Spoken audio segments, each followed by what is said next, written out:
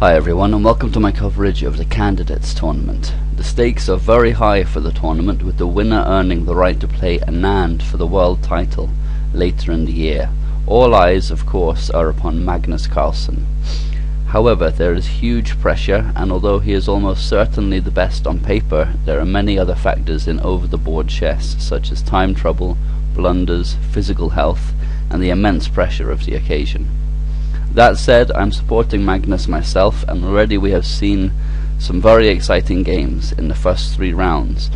At the moment, Aronian is leading with 2.5 out of 3, scoring wins against both Gelfand and Ivanchuk, with some very accurate and sharp attacking play. Carlsen is only half a point behind, thanks to one of his classic displays of endgame skill in his 3rd round match against Gelfand. For the best game of the first 3 rounds, I selected this game, which was played in round 2 between Teimour Rajabov with white and Vassily Ivanchuk with black. At number 4 in the world, Radjabov is a huge talent, but he doesn't get as much exposure as Carlsen or even Aronian. He's a very solid player and plays very sharp with the black pieces. Ivanchuk, on the other hand, is a veteran of the chess world, and although past his prime, his level of creativity and understanding has often been referred to as genius. Rajabov opened with d4, and Ivanchuk answered with d6, which gives lots of potential for transposition. From here there are many options, such as the Perk and King's Indian. After knight f3, g6, and c4, it did indeed seem that the game was headed for a King's Indian, which is an interesting choice against Rajabov, as he's arguably the strongest practitioner of it in the world. However, Ivanchuk now shook the boat with f5, a sharp move that turns the opening into an eccentric variation of the Dutch defense, because black's played a d6, kind of an old sideline.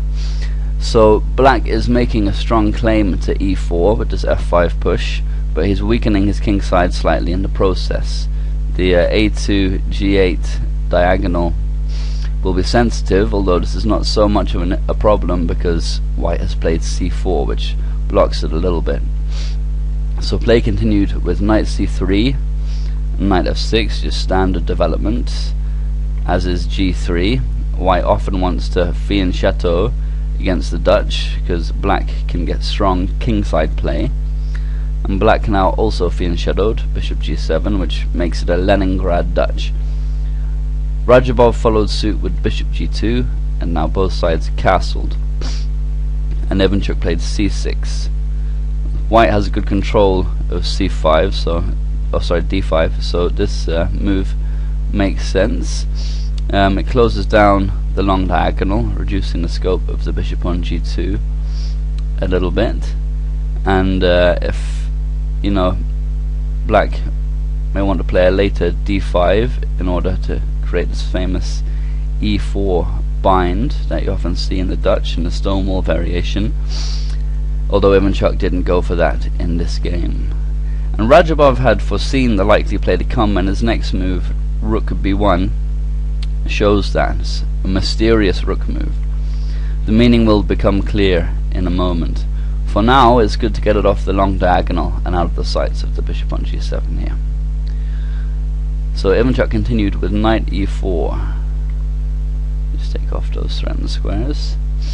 And Rajabov answered queen c2, which is threatening to win a pawn just by taking on e4.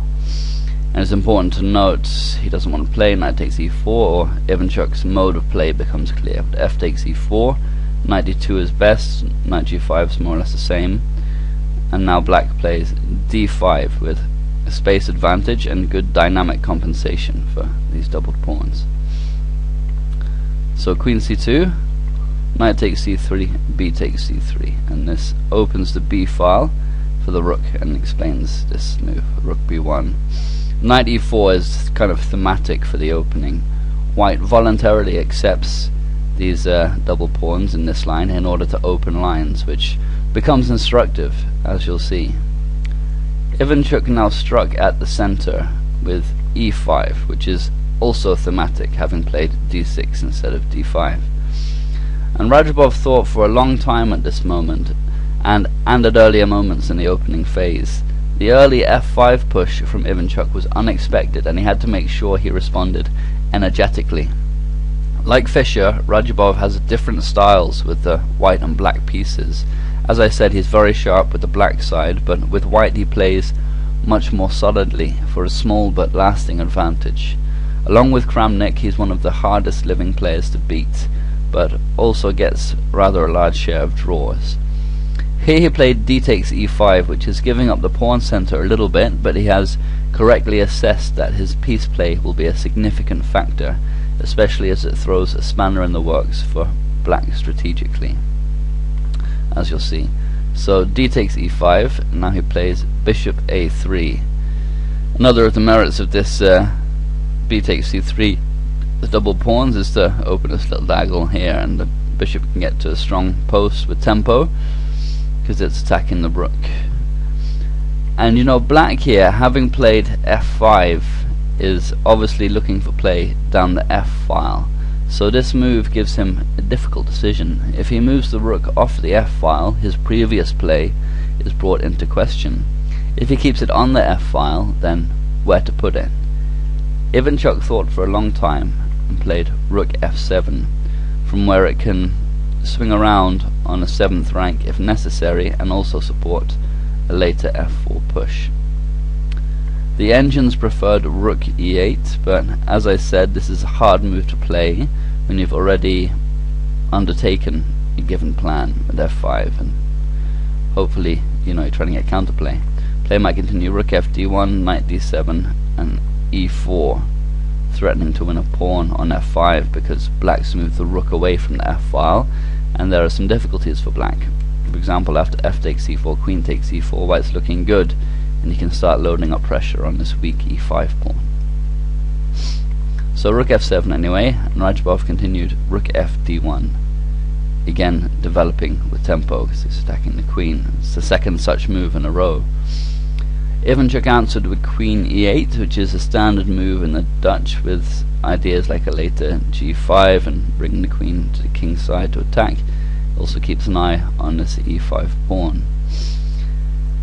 So after developing with tempo twice, white has a slight lead in development, and the black queen side is not only totally undeveloped, but it's difficult to get it developed due to the pressure from the rook on b1.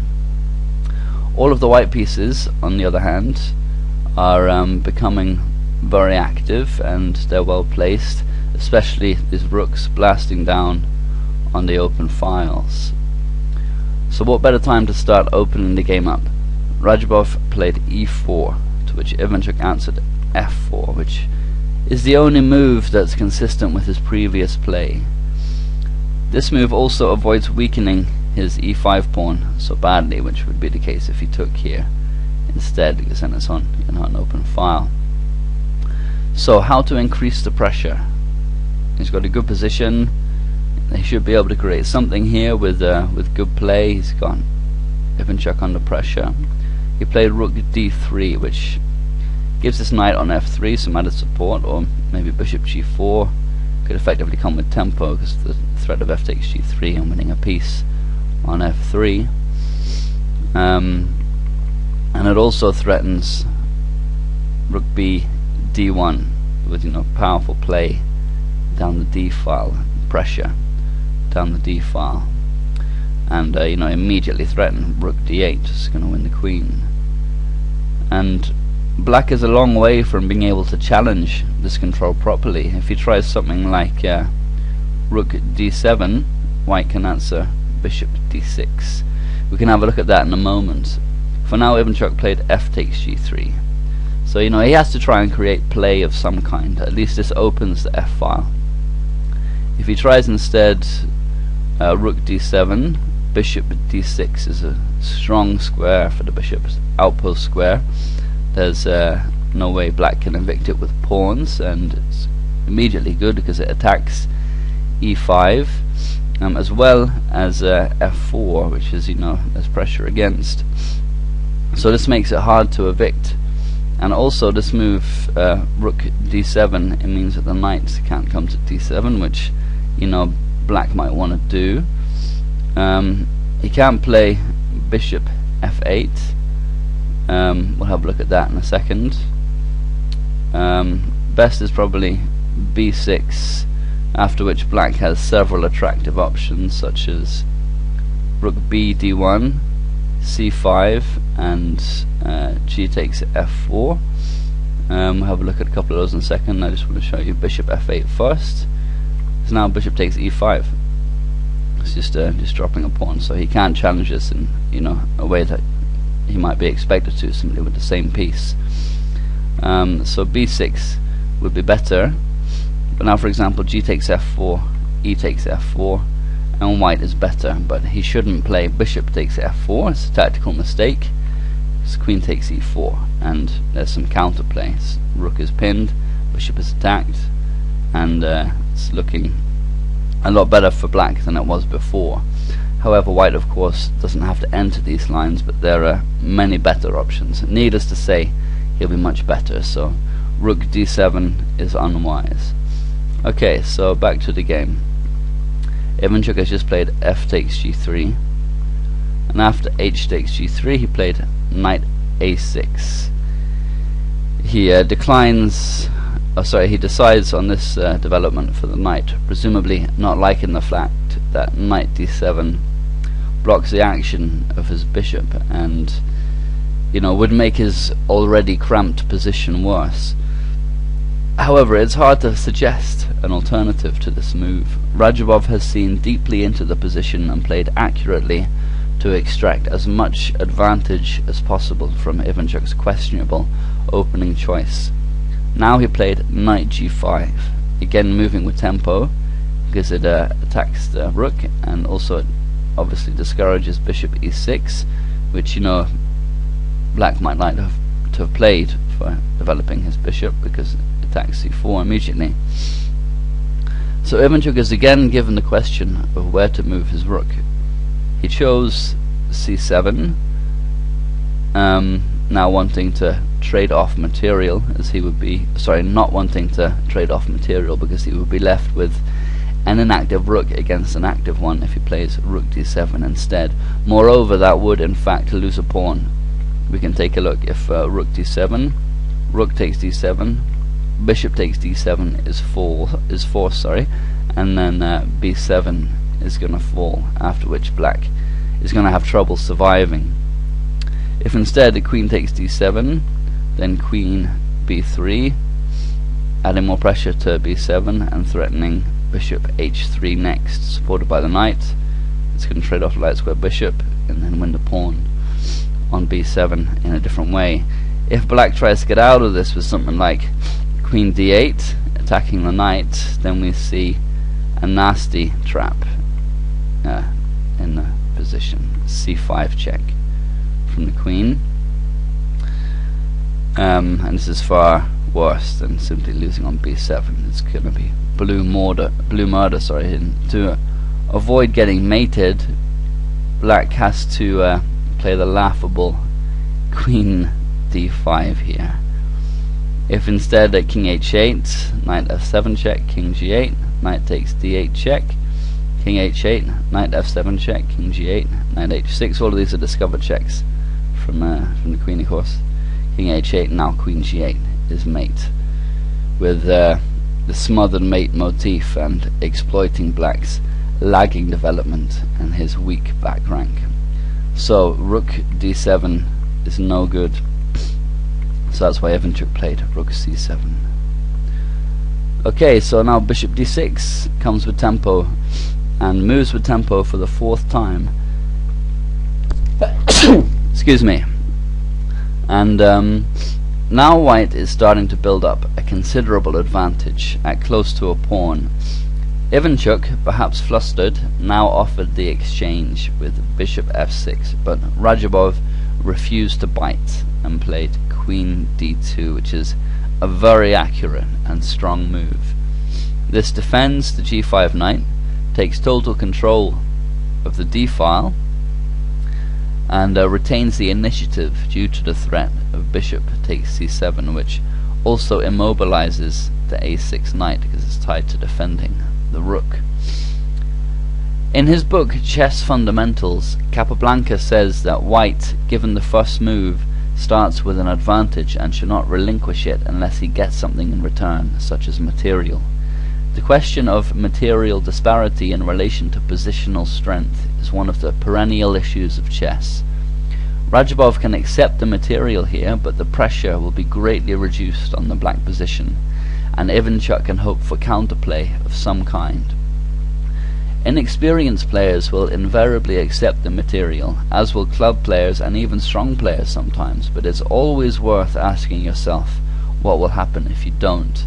Will the increased positional pressure be worth more to you than a little increase in the material count? Rajabov correctly assesses that in this position it very much would not. For example, if he plays bishop takes c7,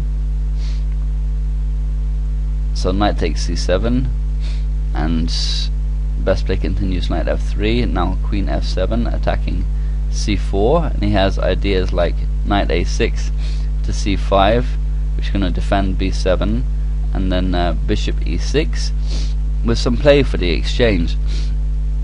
And white, of course, is still better, but the pressure is gone from black, and this is the crucial thing. It's not much use being up in material if it's difficult to make threats, and that's what initiative is all about. Unless you have initiative, your opponent is free to do as he likes, and that's never a good thing. Okay, so back to the game. Queen d2 from Rajabov, and Ivanchuk played rook d7. He, now figures that he doesn't want to give up the exchange, because the queen is tied to defending the g5 knight now, so the bishop is pinned at the moment. If it moves, then rook takes d3, queen takes d3, and bishop takes g5 follows. However, now comes yet another development with tempo. Bishop h3. White gets his last remaining inactive piece into the game, whilst the black queen side is still undeveloped, and the knight on a6 is not looking too clever. It's a bad piece. So Ivanchuk now played rook g7, which sacks a pawn but is the lesser of several deals. Unless black doesn't want to give up the exchange, his only other move is rook d8. But then will come bishop takes c8, rook a takes c8, and rook takes b7. Not only winning a pawn, but keeping up massive positional pressure and a winning attack. For example, say knight c7. If instead knight c5, bishop takes c5, rook takes d3, looks like black is getting the piece back after queen takes d3 and bishop g5. But now comes a great move. If you want to try and spot it, then stop the video.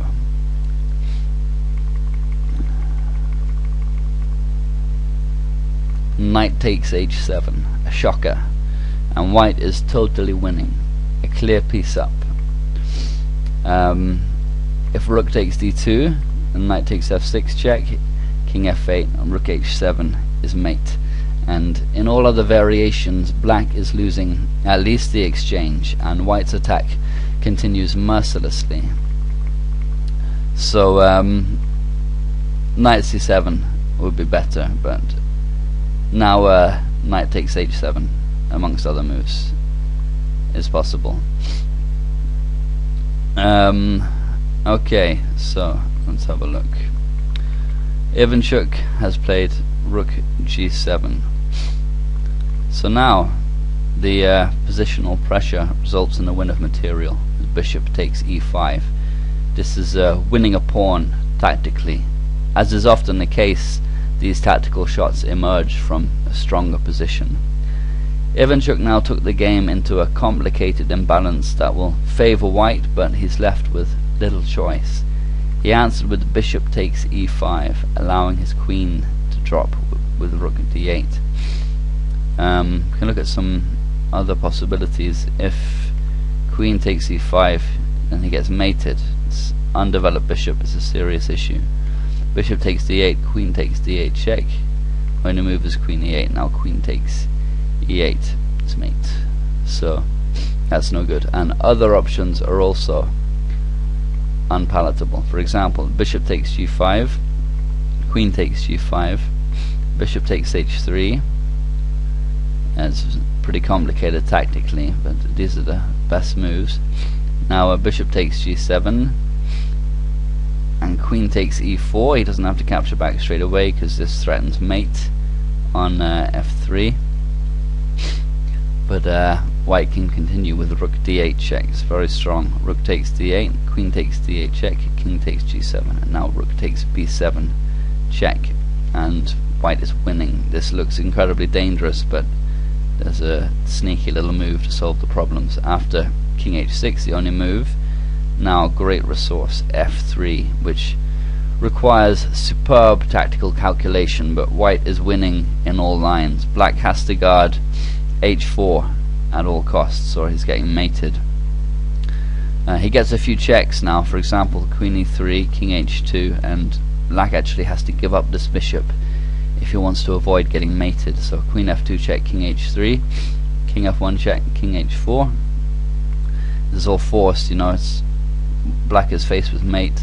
King g4, queen h1 check, king g4, queen h5 check, king f4, queen f5 check, king e3, and the checks will eventually run out, after which white of course has won game. For example, queen c5 check, can't check on g5 obviously because the queen's got it covered. So king d3, queen f5 check, king d2, and now black has nothing more. The white queen has g5 covered, as I said, so it's a great intuition from Rajabov to see that this line was okay.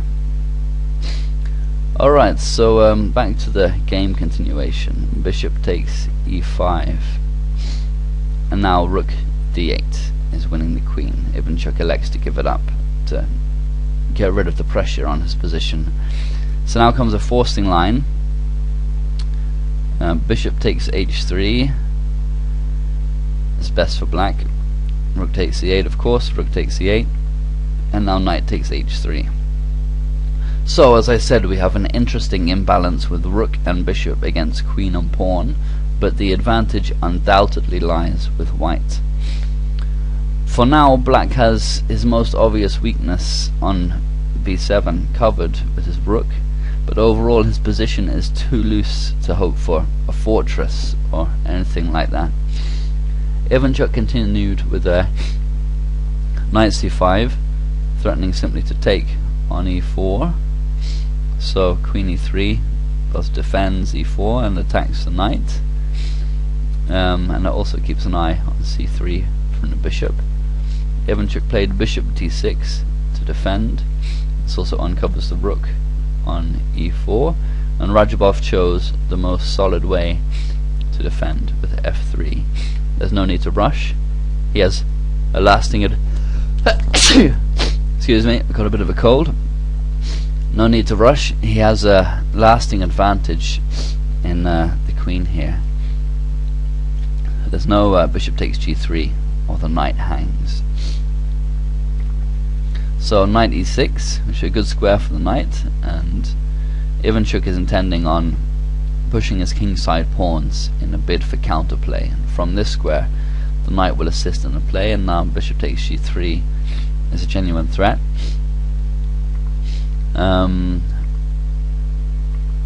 Yeah, also this move stops any c5 ideas from white. Oh, sorry, from black.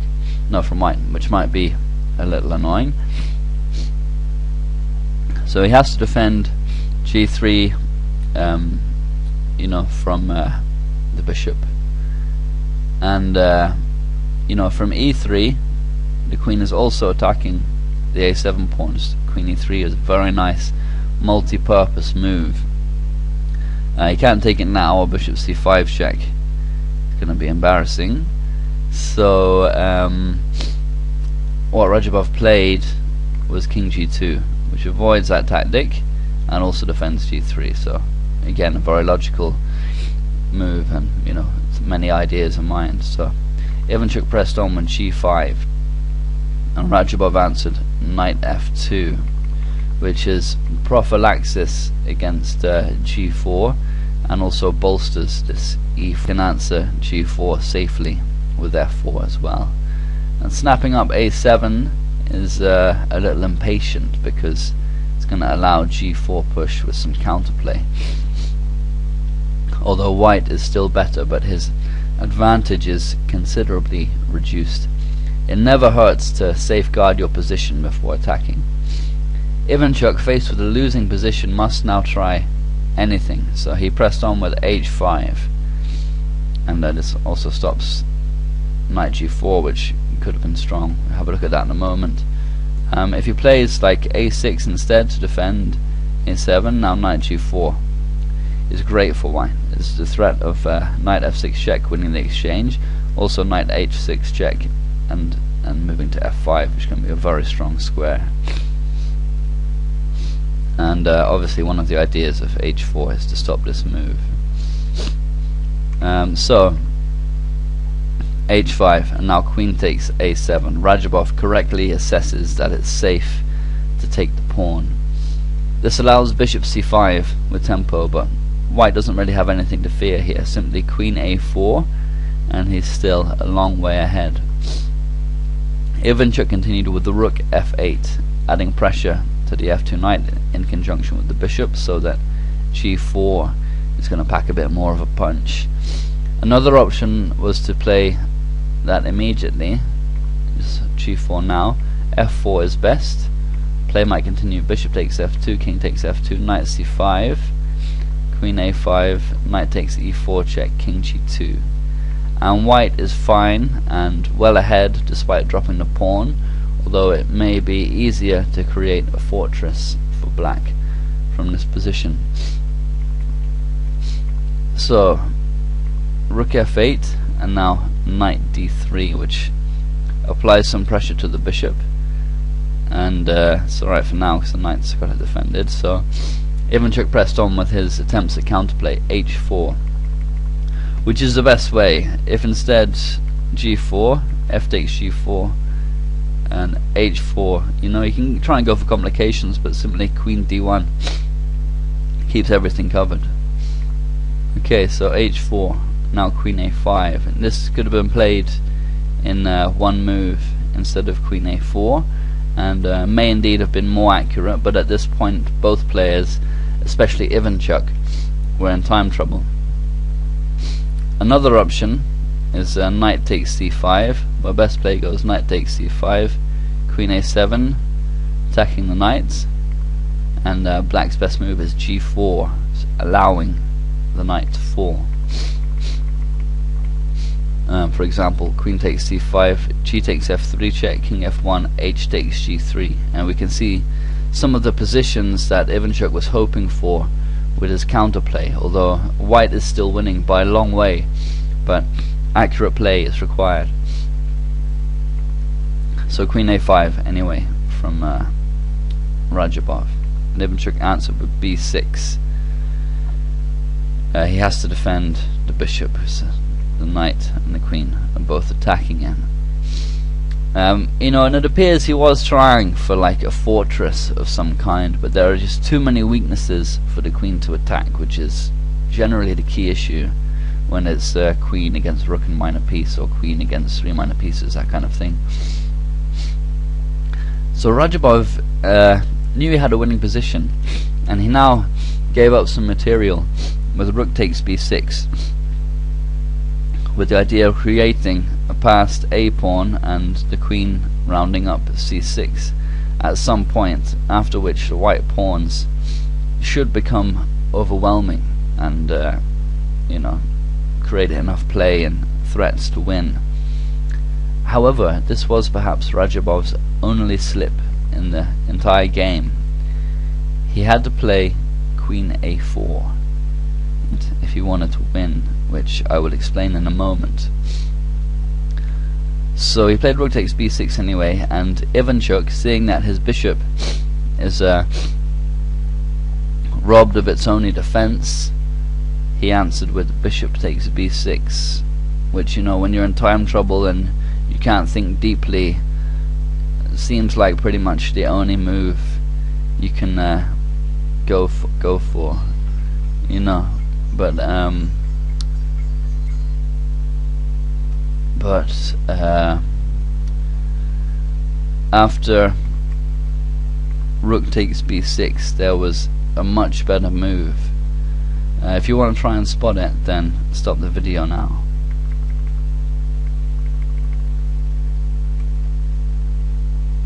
g4 is the move, which is an incredible resource that would have drawn the game. White's best answer is f4. If he snaps up the piece, knight takes c5, he's losing. After g takes f3, king f1. If instead king h3, knight g5 check, king takes h4, and f2 wins it for black. So g takes f3 is best, and king f1, and now h takes g3, allowing the knight to drop, and black wins. He can't take it, or g2 check is going to be winning. So best play goes knight d3, g2 check, king g1. Now knight f4. This removes the defender of the f2 push, and look at the queen and rook here. They're stranded on the queen side. They can't help in the defense. So white can't actually take this knight, or he's getting mated, but it's over from this position. Best move is rook b1, but now knight takes d3, and black is winning. An amazing resource. So of course it's not good to take the piece. After f4, instead, h3 check, king h2 is best. King h1 is also possible, but makes little difference. Now comes rook d8, which amazingly gives black the draw. Again, he cannot snap up the piece. If knight takes c5, then rook d2 check, king g1. If king h1, black just continues to check with his rook on the first and second ranks, so the king cannot move away from the h3 pawn, or it's going to queen. So now comes h2 check, king h1, rook d1 check, king takes h2, rook h7 check, king g2, rook d2 check, king g1. King f1 is the only other move, then simply rook h1 is going to be mate. So black gets a perpetual simply with rook d1, king f2, rook h2 check, king e3, rook e1 check, king d3, rook d1 check, king e3, and the perpetual is secured because the knight covers d4 and the pawn covers f3. If Ivanchuk had more time, perhaps he would have tried this line, which would have been a great relief to him and spoiled an otherwise superb game from Rajabov. The correct move for white, instead of taking the piece at this stage, instead of knight takes c5, is rook takes c6. But now comes rook takes d3, and black draws in similar fashion. There are many options here for white, but none of them avoid the draw. For example, if rook takes c5, rook d2 check, king g1, knight takes c5, queen takes c5, rook d1 check, king f2, h2, and white now has to give the perpetual in order to save the game. Queen c8 check, king h7, queen f5 check, and so on. So it was a great shame for Ivanchuk that he missed this line, but an instructive example of how careful you have to be when you have a winning position. However, if white plays queen a4 instead of rook takes b6, he can avoid these drawing tricks and defend okay, which is the reason that it had to be played after b6. Okay, so back to the game. Rook takes b6. Yeah, this is the well, effectively the move that loses the win. Queen a4, and the queen can come to c2, and the rook can defend the first rank. And this was the right way to play. So rook takes b6. Ivanchuk played bishop takes b6. As I said, is obviously incredibly hard to find the draw, and you see that the defense of your piece is taken away, and you have less than a minute on the clock. Obviously, you just take the piece. So queen takes b6. Now h takes g3. And at this moment, on the 34th move, Ivanchuk apparently flagged and lost on time. At this point anyway, it's academic, as his position is lost and he has nothing to play for. The drawing counterplay is gone and the queen is going to run rampant against the rooks. So it was a fantastic game from Rajabov, with instructive attacking play in order to exploit his opponent's lacking development and dubious opening play. As I said, very hard for Chucky that he did not find the drawing resource, but given the time pressure, he can hardly be blamed for that. Incredibly, both players would lose in the following round, putting Ivanchuk more or less out of contention unless a miracle happens, and putting a dampener on the early stages of the tournament for Rajabov, who had got off to a great start with this win and one draw, but lost after Svidler played an impressive game against his King's Indian. Play resumes on Tuesday, when I'll be working, but I'll be watching on Chess Bomb on Wednesday, and I hope to see you there. Thanks for watching. Please leave any comments or thoughts.